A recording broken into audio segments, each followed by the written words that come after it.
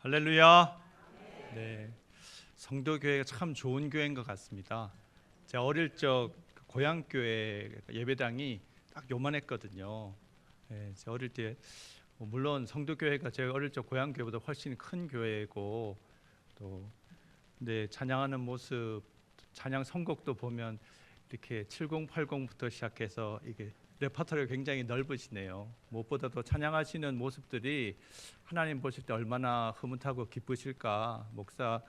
목사의 입장에서 하나님께 영광 돌리는 귀한 교회에 와서 오늘 말씀 전할 수 있는 기회를 주신 하나님께 감사드리고 또 존경하는 우리 이석우 목사님께 감사드립니다.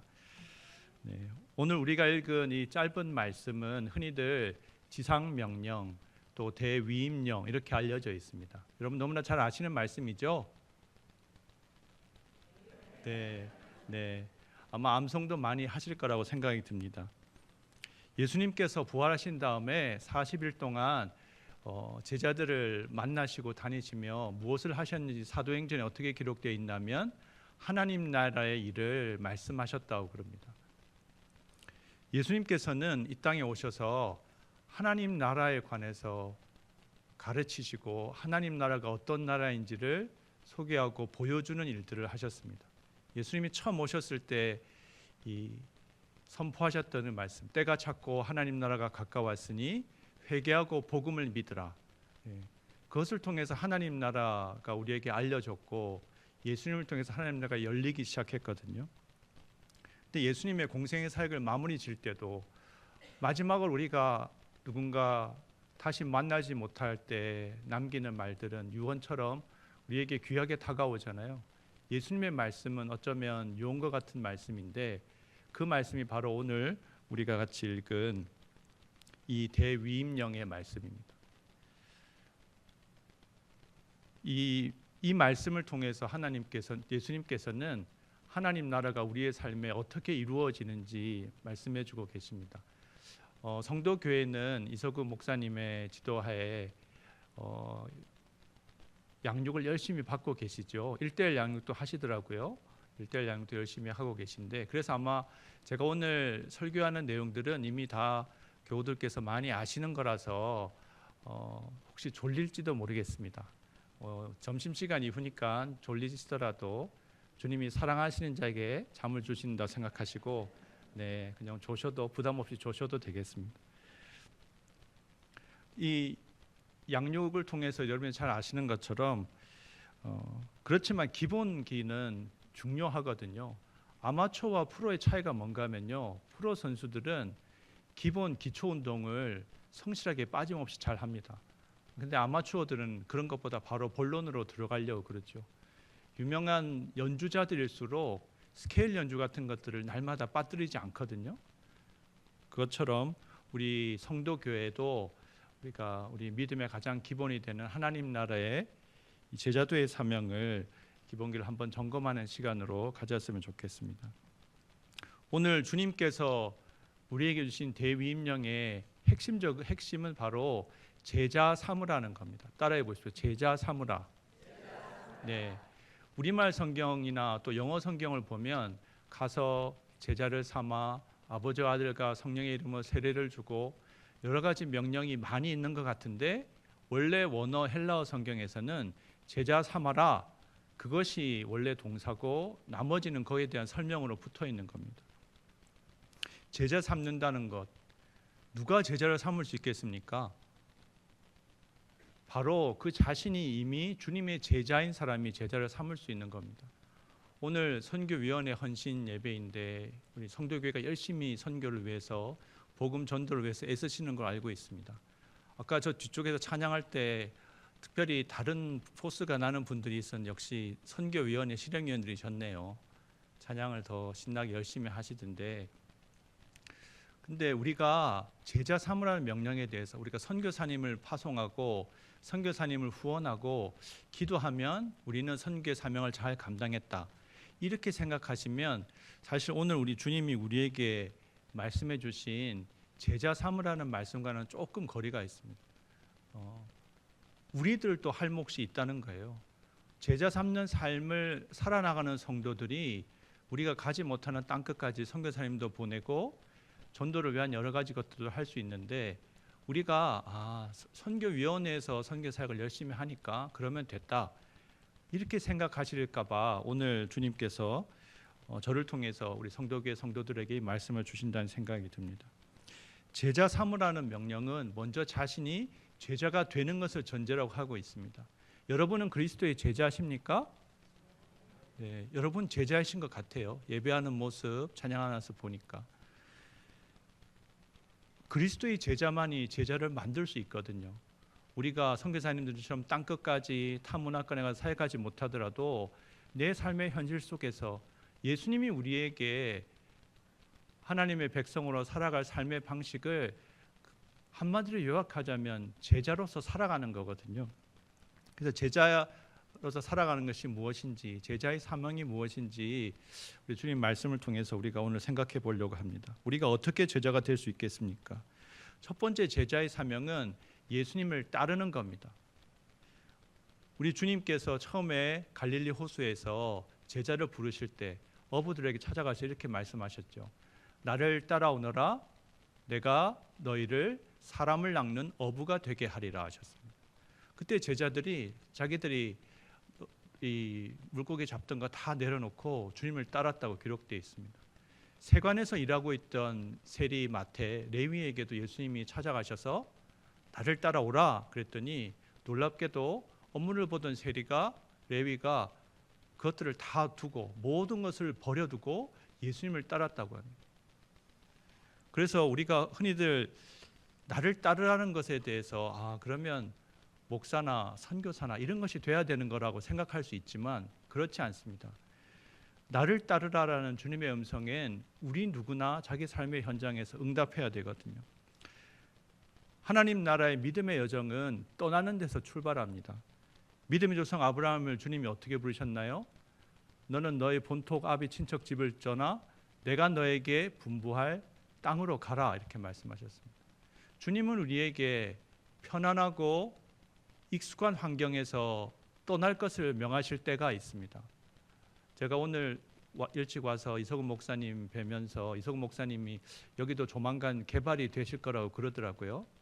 개발이 되시면 어디론가 또 예배 처소를 찾으셔서 당분간 거기서 지내셔야 될 거 아니에요. 네. 그런 과정들 우리 인생에 하나님이 한 곳에서 영원히 계속 머물게 하시지 않고 옮기실 때들이 있습니다.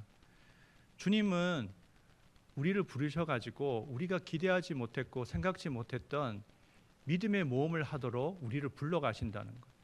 여기 계신 분 중에 모태신앙으로 믿은 분들도 계시겠지만 나이가 들어서 신앙생활을 시작하신 분들 계시잖아요. 그런 분들은 이 말씀에 더 많이 공감하실 것 같아요. 예수님을 믿게 되면 삶에 여러 가지 예상치 못했던 일들이 많이 생기거든요. 저를 비롯해서 대부분의 사람들은 편안하고 익숙한 환경에 머물기를 좋아합니다. 그런데 그런 편안한 환경에 머물다 보면 문제가 생기게 돼요. 우리가 익숙한 것 상황과 환경에 머물러 있다 보면 이상하게 잘 돌아가기 때문에 하나님을 생각하지도 않고 하나님을 의지하지도 않고 또 죄에 빠지게 되는 모습들을 볼 수가 있습니다. 주님이 우리를 부르실 때는 익숙한 것을 떠나서 생소한 것으로 또 편안한 것을 떠나서 조금 수고스러운 상황으로 우리를 이끌어 가시거든요. 그래서 주님이 주님을 따르기로 결심한 제자들에게 이렇게 말씀하십니다. 아무든지 나를 따라오려거든 날마다 자기를 부인하고 자기 십자가를 지고 나를 따를 것이니라. 주님을 따르려면 날마다 자기를 부인하고 자기 십자가를 지고 나를 따라야 된다는 거죠. 주님을 따르려면 자기를 부인해야 됩니다. 자기의 생각과 자기의 감정을 내려놓을 수 있어야 됩니다. 그래야 주님께 순종할 수 있습니다. 우리가 주님을 따르려면 내 자존심이나 명예를 주님 때문에 내려놔야 됩니다. 그래야 주님이 영광 받으실 수 있습니다. 주님을 따르는 제자들은 하나님을 기쁘시게 하기 위해서 때로는 사람들에게 비난받거나 사람들이 동의하지 않는 선택을 해야 될 때들도 있습니다. 자기 긍정이 미덕이고 자기 성취가 자랑인 이런 세상 속에서 주님은 시루를 거슬러 올라가는 그런 삶을 우리에게 요구하시는 겁니다. 왜 그럴까요? 주님을 따라가는 길이 생명의 길이기 때문이죠. 죽은 물고기는 강물을 따라 흘러내려가지만요, 살아있는 연어는 폭포를 뛰어 올라가거든요. 주님은 이렇게 우리에게 말씀하셨습니다. 좁은 문으로 들어가라. 멸망으로 인도하는 문은 크고 길이 넓어 그리로 들어가는 자가 많고, 생명으로 인도하는 문은 좁고 길이 협착하여 찾는 자가 적음이라. 성도교회 오는 길이 그렇더라고요. 네, 생명으로 가는 길이 확실한 것 같습니다. 자기를 부인하고 자기 십자가를 지고 예수님을 따르는 것은 또한 생명을 주는 일입니다.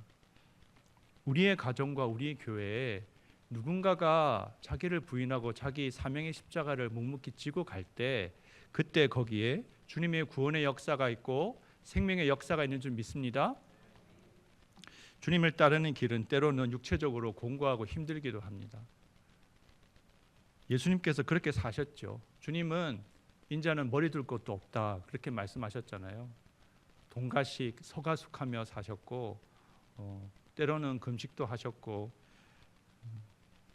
제자들에게, 자기를 따랐던 제자들이 배반하는 경험, 자기에게 환호했던 무리들이 등 돌리는 경험을 했던 것이 예수님이시죠.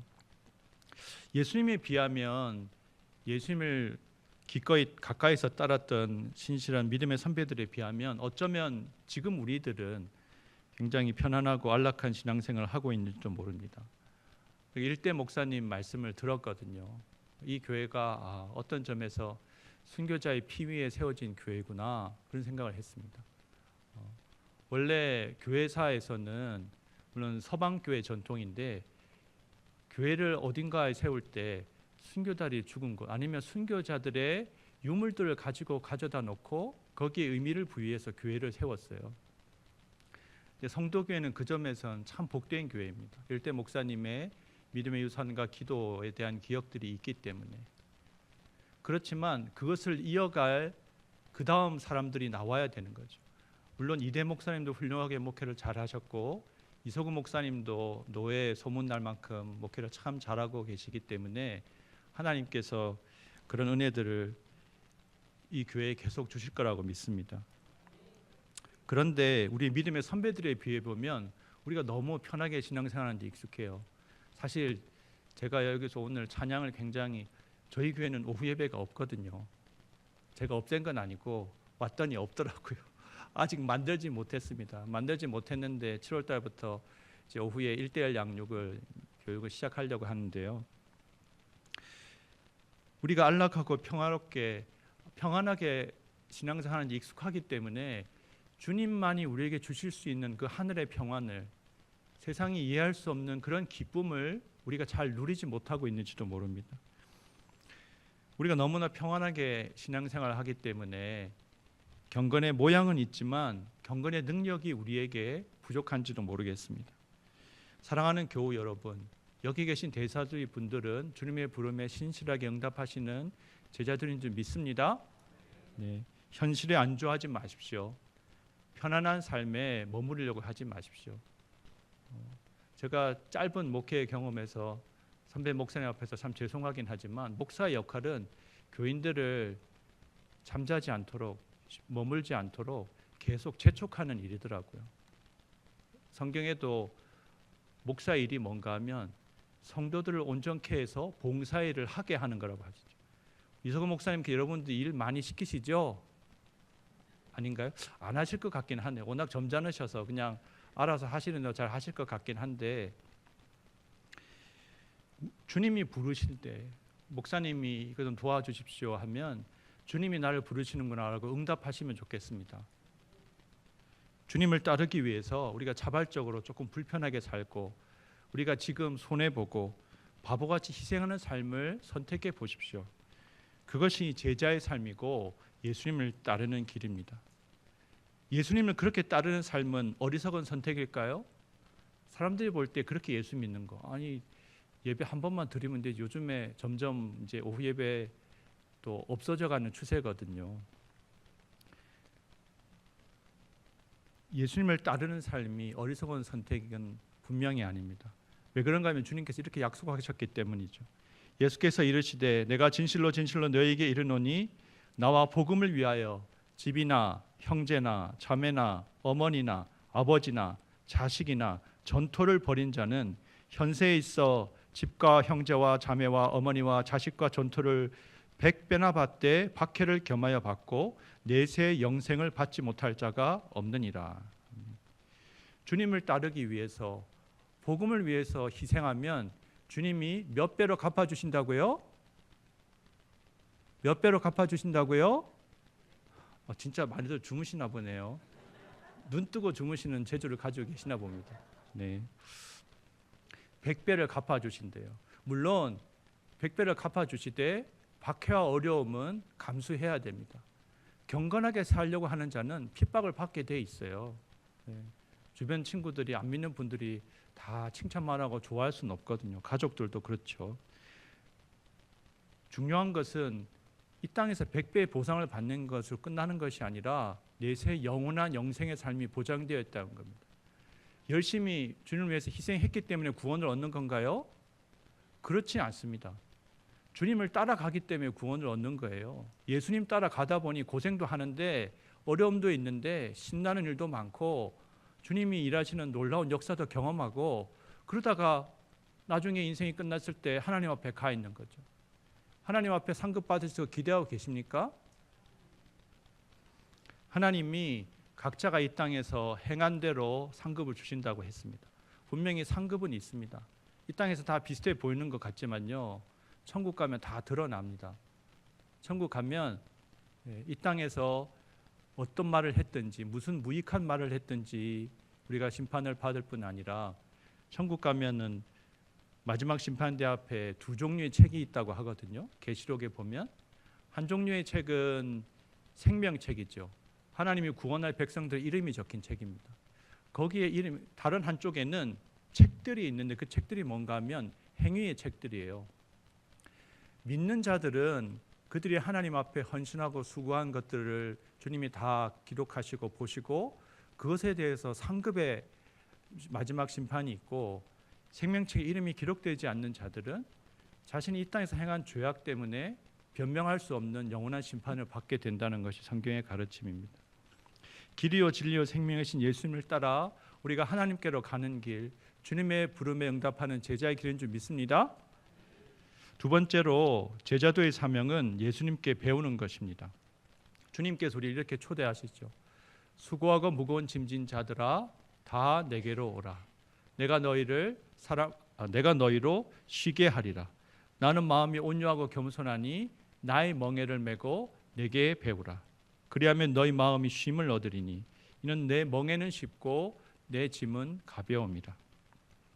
예수님께서는 우리 앞에서 아무개야 나랑 같이 가자 부르실 뿐만 아니라 내 옆에서 함께 어미소가 어린 소와 멍에를 메고 함께 밭을 가는 것처럼 그렇게 함께 가신다는 겁니다. 이것은 제자가 스승에게 배우는 비유이기도 하거든요. 예수님이 우리와 함께 걸으시면서 우리에게 어떻게 믿음의 걸음을 가는지 가르쳐 주신다는 거예요. 예수님이 제자들을 택하실 때 12제자들을 부르실 때 그 부르신 이유에 대해서 말씀하신 구절이 있습니다. 예수님이 자기가 원한 자들 부르셨는데 예수님이 그들에게 하시려는 것이 세 가지가 있었어요. 첫 번째는 자기와 함께 있게 하시고, 두 번째는 나가서 전도를 하게 하시고, 세 번째는 귀신을 쫓아내는 능력을 행하게 하시려고 제자들을 불렀다고 말씀하십니다. 여러분들 주님과 함께 살고 계시죠? 늘 주님 모시고 사시죠? 네. 주님께 우리의 삶의 모든 것들을 의논드리고 여쭤보고 인도하심을 받아 가야 된다는 거죠. 우리가 많이 시간을 보낸 사람을 닮아가게 돼 있습니다. 그 대표적인 증거가 뭔가요? 부부는 닮잖아요. 분명히 다른데 시간이 지나면요 서로 닮아 있어요. 신기하지 않나요? 근데 제가 여기 보니까 또 이석은 목사님 닮은 분도 아주 많이 계신 것 같아요. 예, 이석은 목사님의 인자한 표정, 예, 젠틀한 모습들이 여러분 가운데도 있습니다. 여러분 잘 모르시죠? 예, 왜냐하면 21년간 이석은 목사님의 말씀을 배우고 말씀을 듣고 그 목양에 따라서 같이 걸어왔기 때문에 12 제자들은 예수님에게 직접 배웠죠. 그러면 예수님이 없는, 예수님을 육신으로 보지 못하는 이후의 세대들에게 어떻게 되느냐? 성경에 두 가지 방법이 기록되어 있습니다. 두 가지 방법은 사실 다른 게 아니라 같은 것입니다. 첫 번째는 성령님께 배우는 것입니다. 보혜사 곧 아버지께서 내 이름으로 보내실 성령, 그가 너희에게 모든 것을 가르치고 내가 너희에게 말한 모든 것을 생각나게 하시리라. 오순절 성령 강림 사건을 통해서 주님이 교회에 또 다른 보혜사 성령님을 주셨습니다. 성령님께서는 지혜와 계시의 영으로 주님의 제자들에게 모든 것을 생각나게 하시는, 진리를 깨닫게 하시고 순종하게 하시고 길을 보여주시는 분이라고 이야기하고 있습니다. 우리 찬송가도 있잖아요. 성령이 스승되셔서 진리를 가르치시고 거룩한 뜻을 깨달아 예수를 알게 하소서. 성령님이 저와 여러분의 인생의 스승이 되시기를 축원합니다. 성령 충만한 삶, 성령님의 지배를 받으며 인도하심을 따라 사는 삶이 바로 예수님을 따르는 삶입니다. 예수님께 배우는 삶이죠. 그런데 처음부터 이런 경지에 오르는 사람은 별로 없습니다. 가끔씩 하나님이 막 보여주시기도 하고 들려주시기도 해서 예수님을 잘 믿는 분들도 계신데 대개는 간접적인 방식으로 예수님께 배우게 됩니다. 바로 성령 충만한 믿음의 사람들을 통해서 그 본을 따라 배우는 거죠. 사도 바울은 고린도 교회 성도들을 이렇게 말씀했습니다. 내가 그리스도를 본받는 자 된 것 같이 너희는 누구를 본받는 자 되라? 나를 본받는 자 되라. 이렇게 말했습니다. 사도 바울은 자신이 그리스도를 열심히 따라가기 위해서 그의 십자가와 부활의 비밀을 알고 동참하기 위해서 내가 애쓰고 진력하고 있다. 그러니까 너희들 나처럼 하면 된다. 제가 탁구를 배우고 있는데요. 탁구장에 가면 제가 탁구 실력은 뭐 그렇게 이렇게 영역이 둘로 나누어지거든요. 여기가 잘 치는 그룹들 치는 데가 있고요. 여기 못 치는 그룹들이 기본으로 치는 데 있습니다. 저는 실력은 잘 치는 그룹에 갈 수 있는 실력입니다. 근데 여기서 물론 그런데 제가 레슨을 짧게 받고 잘 치는 그룹에 쪽 가려고 그러면 이쪽에 못 치는 분 있는 분들이 저랑 예전에 쳤던 분들이 왜 자꾸 가냐고, 저랑 좀 치자고. 그래서 뭐 엊그제도 거기서 이렇게 서비스를 잘 하고 왔는데요. 뭐 탁구는 재미없지만 보람은 있습니다. 근데 제가 이분이 뭐 치는 거에 대해서 아쉬워, 제 수준에서 이분한테 뭐 설명도 드리기도 하고 또 제가 안 되는 거 이런 거는 코치님한테 나중에 꼭 물어봐라 조언을 해주기도 하고. 우리가 교회 안에서도 이런 일들이 일어나는 거예요. 우리 교회에서 이 성도 교회 헤드 코치가 누구시죠? 이석은 목사님이시잖아요. 담임 목사님이시죠. 그리고 아마 장로님들과 또 믿음이 좋으신 여기 주로 앞자리에 앉아 계신 우리 권사님들, 또 안수 집사님들, 아마 이런 분들이 또 주님을 닮아가는 데 있어서 일반 성도들보다 앞서 있기 때문에 또 가르쳐주고 도와줄 수 있는 그런 위치에 있다고 생각할 수 있습니다. 우리가 사실 사도 바울처럼 감히 누구에게 그렇게 말하지 못하지만 실제로는 우리는 내 가까이서 함께 신앙생활하는 구역장님이나 또 나를 이끌어준 전도자나 그 모습을 그대로 닮아가게 되거든요. 제가 대학 때 CCC 활동을 했습니다. 근데 대학에 갔을 때 아주 열정적인 선배 순장을 만나게 됐는데 저는 모태신앙이었지만 저는 4대째 신앙이거든요. 근데 그분은 고3 때 예수를 믿었어요. 그래서 심장이 펄펄 끓어요. 그래서 보통 순장들이 뭐 많아야 2-3명, 3-4명 순원을 돌보는데 이분은 20명이 넘는 순원을 혼자 돌봤습니다. 공부를 열심히 했을까요? 네, 그분이 졸업할 때 그랬어요. 내가 학점을 CCC 받은 거 외에는 여러분들이 다 나같이 됐으면 좋겠다. 예. 그때는 학점이 나빠도요. 취직하는데 문제가 없었거든요. 그런 시대였습니다. 근데 그 선배가 돌봤던 순원들 중에 목사가 여러 명 나왔습니다. 바울은 자기 자신이 예수님 같이 자랑할 만한 존재라고 이야기하는 게 아니고요. 내가 부족하고 연약하지만 내가 죄인 중에 개수인 같은 자인데 내가 지금 이렇게 이방인의 사도로 살 수 있는 것은 하나님의 은혜다. 모든 것이 하나님의 은혜다. 그렇게 고백하며 디모데에게, 에바브로디데에게, 디도에게, 자기의 제자들에게 또 자기가 돌보았던 교회 성도들에게 믿음을 권면하고 격려했던 것입니다. 제자는 배우는 사람입니다. 본받아가는 사람입니다. 내가 이만큼이면 신앙생활 오래 했으니까 더 배울 게 없다. 더 배울 게 없으면 천국 가셔야 됩니다. 살아계시는 동안은 열심히 배우셔야 돼요. 이석훈 목사님 설교 말씀 또 목회하시는 것에 대해서 잘 따라가실 뿐만 아니라 믿음의 선배들이 하는 것에 대해서 잘 따라가셔야 되고요. 본을 보여줌으로써 가르치는 게 정말 중요합니다. 말씀 안 하셔도 우리 교회 권사님들은 저렇게 기도의 자리를 지키시는구나. 저렇게 건강이 안 좋으신데도 예배 자리를 떠나지 않으시는구나. 그러면 우리 실행위원으로 계신 우리 젊은 후배들께서 보고 그걸 배우고 따라가거든요. 그런 기대를 하시면 좋겠습니다. 저는 바울과 같은 목회자로 살아갈 건 아닌 것 같아요. 지금 50대 중반이 돼가는데 이제 작은 교회 목회를 시작했고, 그렇지만 제게는 그런 소망은 있습니다. 바울의 눈을 뜨게 한 사람이 누구였죠? 네, 성경에 사도행전에만 잠깐 나오는 인물이 있습니다. 아나니아. 물론 이제 아나니아라는 이름이 아나니아와 삽비라 나쁜 이름으로도 쓰이지만 그 아나니아는 그 평생의 삶에 하나님 앞에 경건한 제자였는데 바울이 사울일 때죠. 바울이 사울로 그리스도인을 핍박했다는 소문이 있을 때 주님이 그에게 나타나셔서 여차저차하니 가서 사울을 안수하고 눈을 뜨게 해줘라, 세례를 줘라. 그래서 가서 세례를 줬거든요.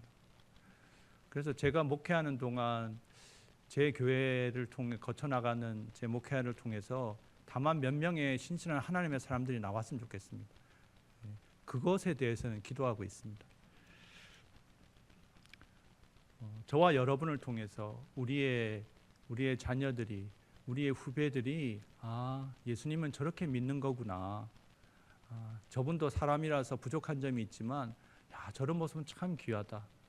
저는 제 할머니의, 저희 부모님의 신앙의 모습들을 기억하고 있거든요. 그런 믿음의 사람들로 열심히 배워가시길 주님으로 축복합니다. 네, 하나 더 남았습니다. 졸리시죠? 네.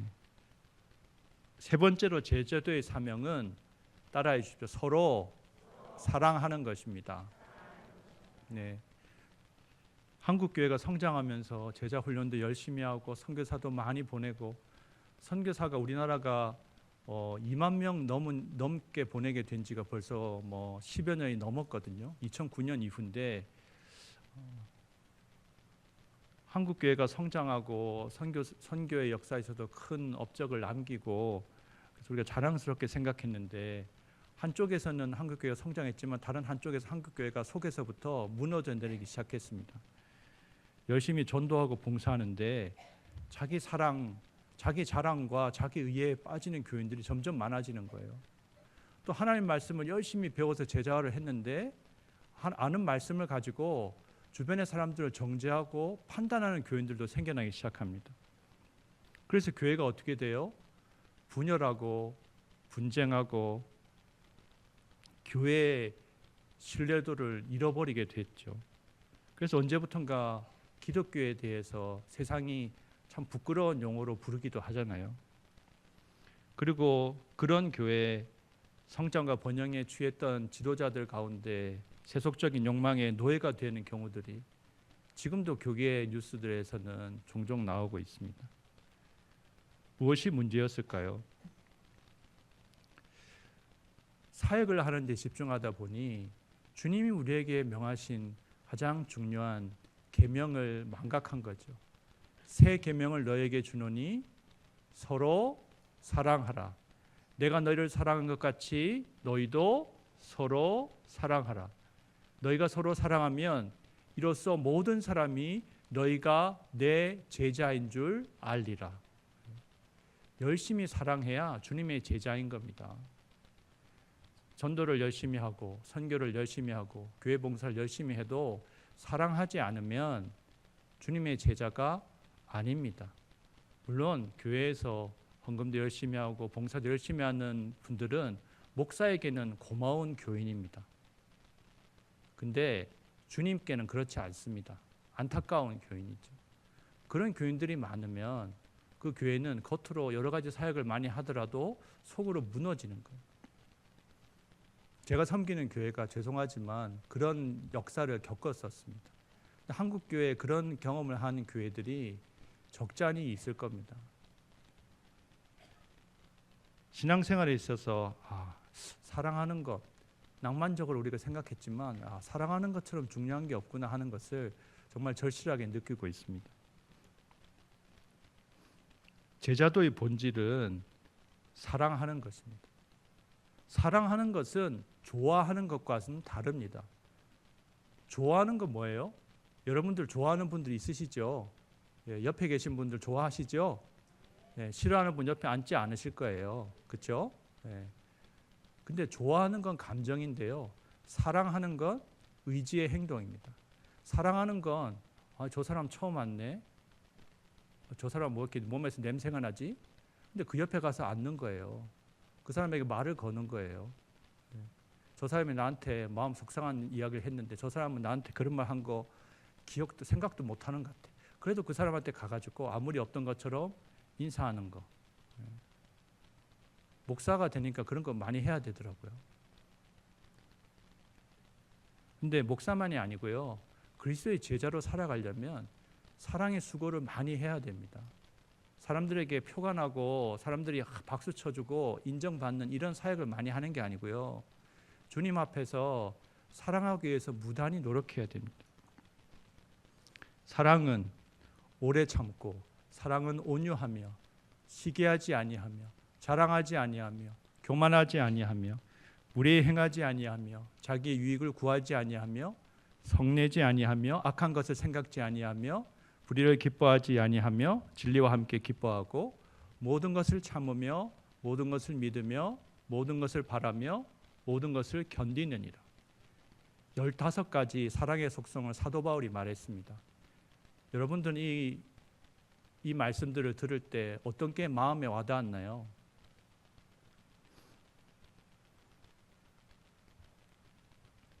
저한테는 성내지 아니하며와 악한 것을 생각지 아니하며가 마음에 와닿습니다.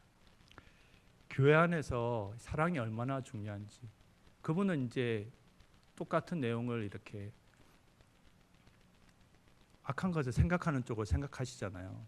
저도 그분에 대해서 만약에 악한 것을 자꾸 생각하는 쪽으로 되면 이제 제가 설교하기가 어렵겠죠. 그분이. 네. 그래서 기도하고 있습니다.